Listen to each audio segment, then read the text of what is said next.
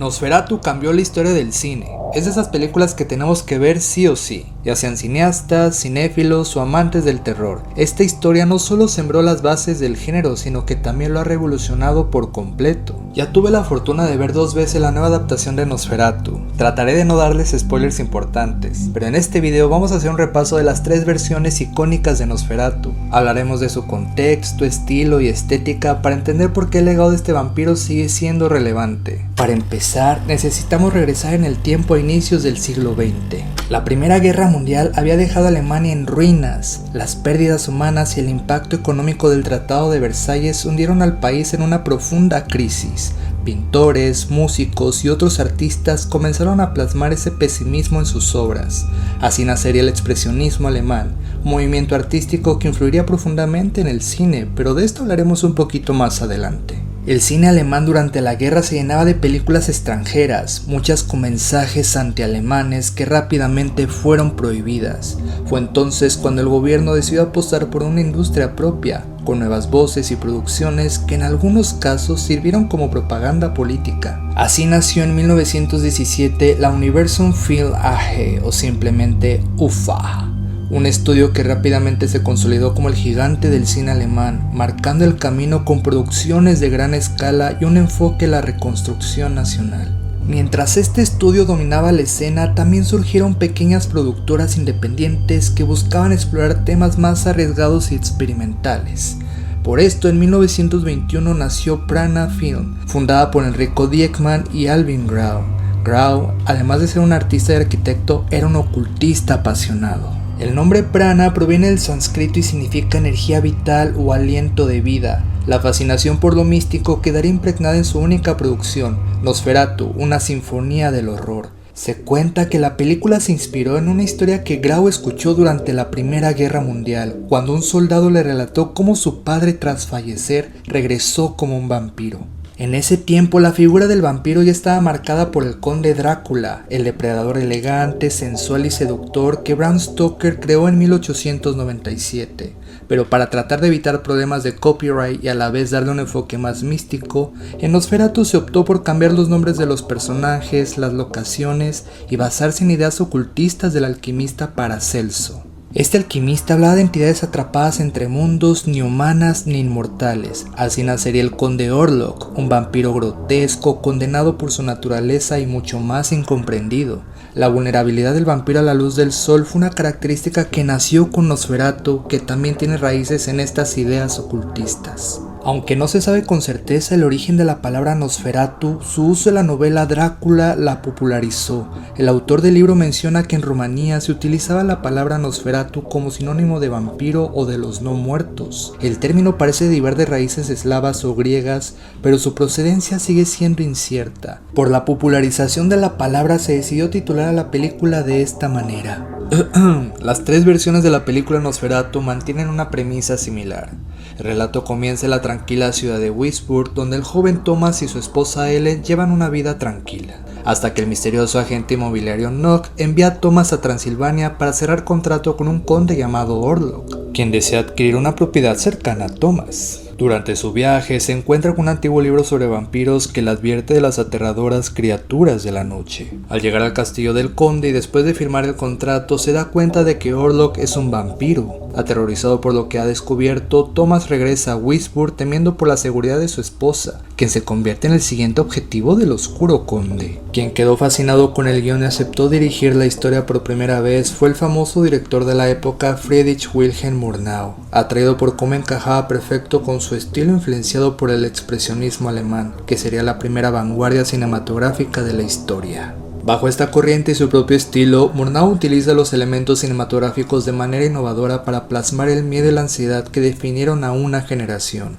En la imagen, por ejemplo, una herramienta fundamental era el contraste entre luces y sombras, conocido como claro-oscuro. Esta técnica no solo aporta profundidad y dimensionalidad a las escenas, sino que también acentúa el horror, especialmente las entradas del conde Orlok. Además, el uso de planos cuidadosamente seleccionados refuerza esta atmósfera de tensión. Los close-up capturan la inquietante expresión del conde Orlok, mientras que los planos abiertos, viéndolos desde una perspectiva baja o contrapicada, lo muestran de una manera dominante. Todo está diseñado para transmitir esa sensación de ansiedad constante a la audiencia.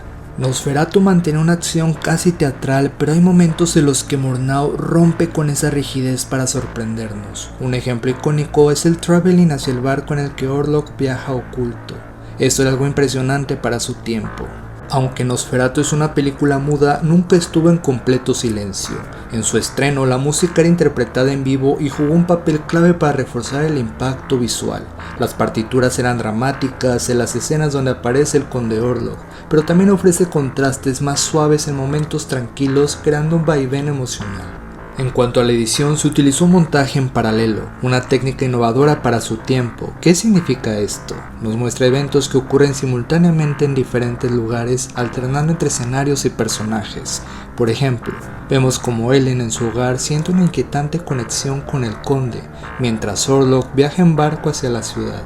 Este recurso construye una atmósfera de tensión creciente, mostrando cómo los destinos de los personajes se entrelazan de manera inevitable.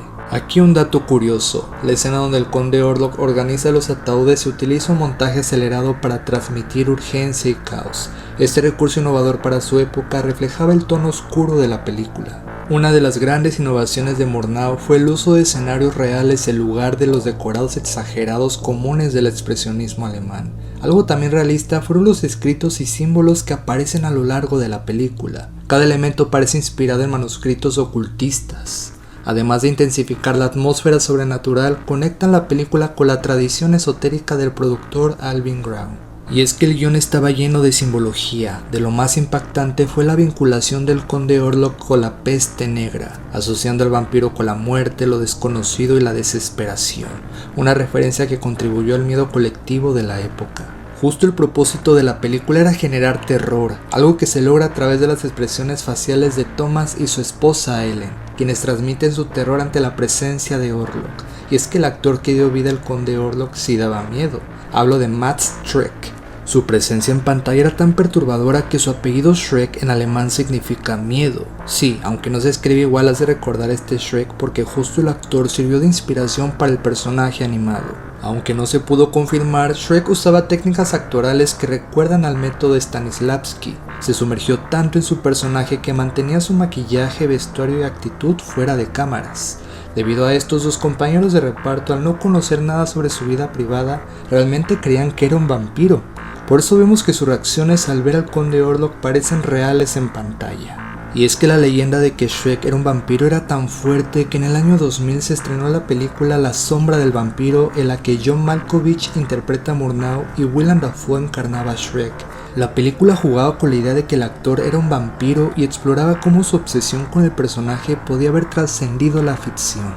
El estreno de Nosferatu y la comercialización de la película costó mucho más que su propia producción, un desafío que llevó a la productora Prana Films a enfrentar serios problemas económicos. La compañía tenía grandes ambiciones tras su primera obra, pero se vieron truncadas tanto por el dinero como por una demanda de derechos de autor por la viuda de Bram Stoker. Esta demanda culminó con la orden de destruir todas las copias de la película. Sin embargo, algunas lograron sobrevivir. Gracias a ello, Nosferatu se consolidó como un clásico del cine de terror y una pieza fundamental en la historia del cine.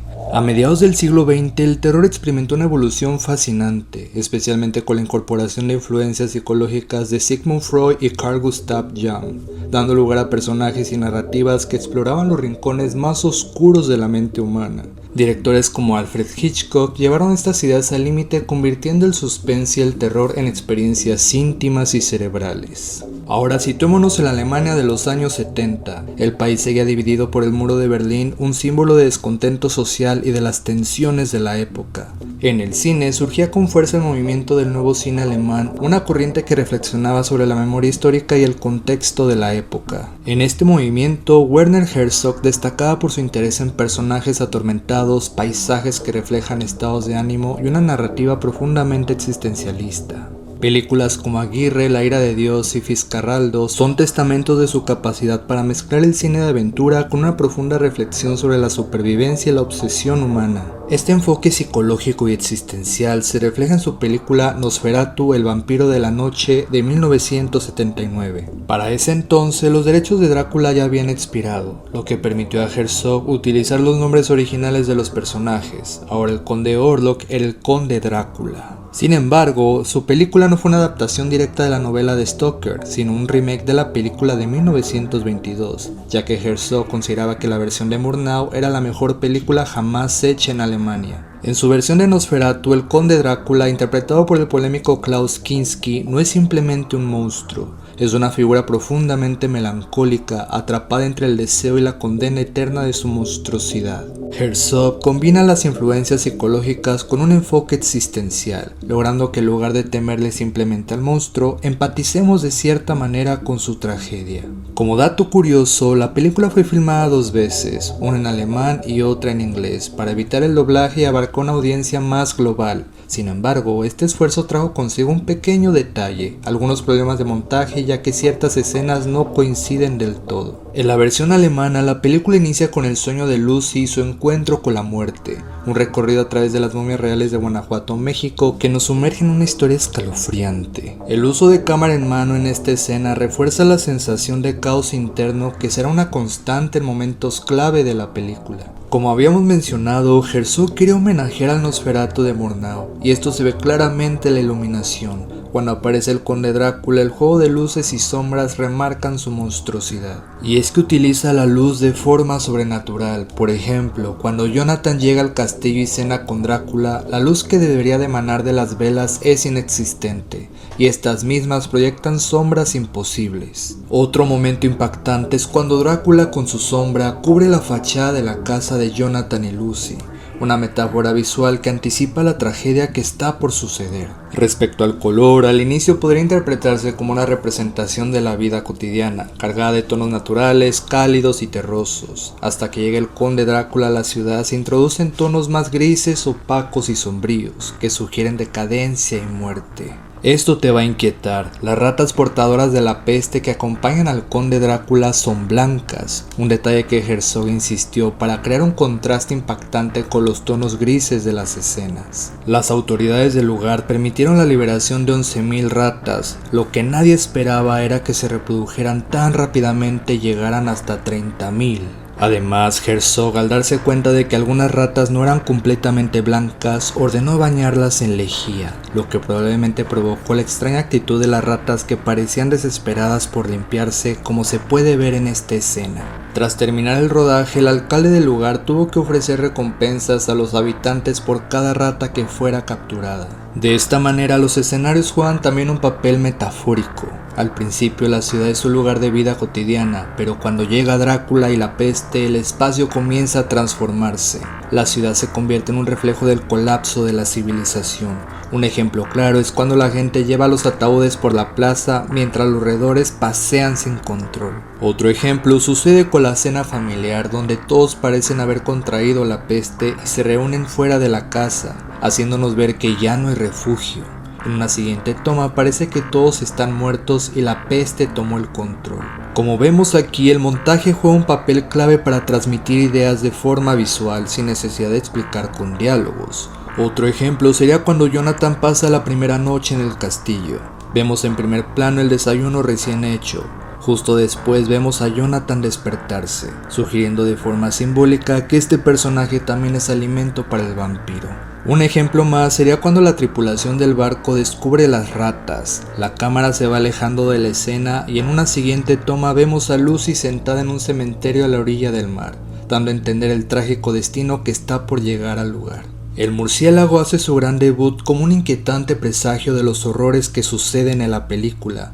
El animal añade misticismo y conecta los miedos de los personajes con el destino que les espera. Respecto a la música, al principio nos envuelve con un tono sombrío y misterioso, especialmente las escenas iniciales con las momias. Luego, durante el viaje de Jonathan a Transilvania, la música se vuelve inquietante y melancólica, haciéndonos sentir el peligro inminente. Ya en el castillo de Drácula tenemos silencios más prolongados con aullidos de lobos de fondo. Esto resalta el aislamiento y lo sobrenatural. Después, cuando Drácula llega a Wismar, la banda sonora explota en caos. Cuerdas desgarradoras y coros espectrales nos sumergen en el horror de la peste y el colapso de la ciudad. Y el final, lejos de traernos paz, nos deja con inquietud, un tono oscuro que sugiere que el mal sigue aquí. Justo este final sombrío de Herzog marca un giro inesperado respecto a Murnau. Jonathan termina convirtiéndose en vampiro, dejándonos con un final abierto y lleno de misterio. Además, durante la película el personaje de Lucy tiene más protagonismo, es más valiente y consciente de su destino. Por eso hubo una secuela directa de este Nosferatu que se estrenó en 1988, titulada Nosferatu en Venecia.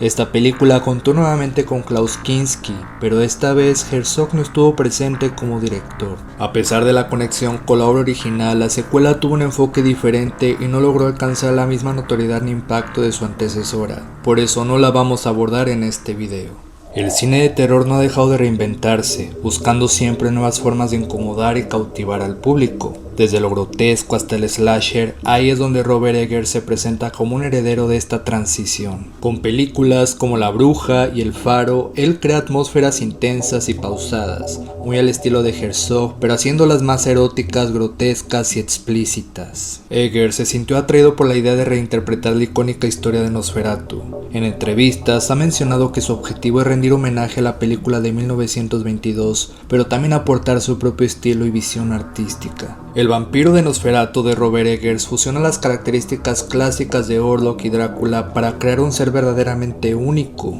un vampiro sobrenatural, descompuesto y repulsivo, con poco pelo y un bigote que refuerza su apariencia grotesca. A veces parece más un espectro, ya que no siempre lo observamos con claridad en pantalla. Además vemos que tiene un control mental más explícito y constante sobre Ellen. Justamente, ella adquiere un protagonismo más significativo en esta versión, donde vemos una profunda tensión sexual entre ella, su esposo Thomas y el conde Orlok. Algo que recuerda la dinámica vista en Drácula, pero aquí más que romántica es aterradora y grotesca. Pero por encima de todo, Eggers busca devolverle al público el tipo de terror visceral que los vampiros solían evocar en el pasado, una sensación que se ha ido perdiendo con el tiempo. Para lograrlo, la interpretación de Bill Skarsgård como el conde Orlok es clave. Su voz profunda y grave no solo imprime una gran presencia al personaje, sino que combinada con el diseño sonoro, intensifica el miedo que Orlok genera en cada escena. Por tanto, en esta adaptación sí tendremos jumpscares, con ese silencio anticipándonos el susto, seguido de una potente música para dar el brinco.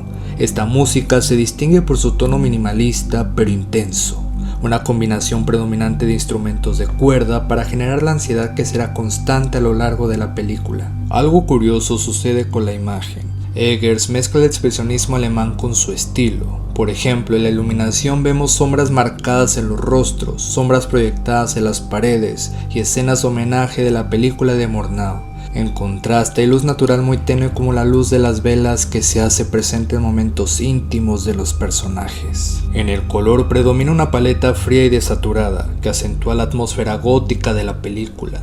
Los tonos grises y terrosos crean un ambiente visualmente inquietante.